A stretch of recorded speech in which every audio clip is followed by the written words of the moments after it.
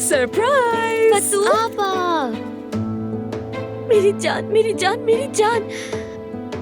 ओ मेरी जान, मेरी जान। बतूल, मैंने तुम्हें बहुत याद किया। मैंने भी बहुत याद किया। ओ मेरी प्यारी बहन।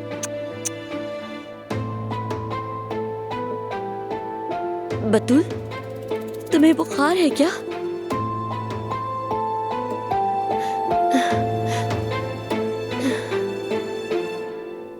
हमने वकील के पास जाना था, घंटों इंतजार किया मगर जुमाना नहीं आई। मुझे नहीं मालूम।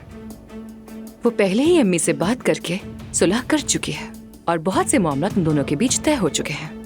मैं उससे बात करता हूँ। नहीं, ठीक है, खैर शाम तक तो वो यहाँ आ जाएगी। वो अब हमारे साथ ही रहेगी, यानी कि वापस नहीं आएगी। मैंने कहा ना कि कुछ फैसले किए हैं उन्होंने। तुमसे कहा तो था मैंने।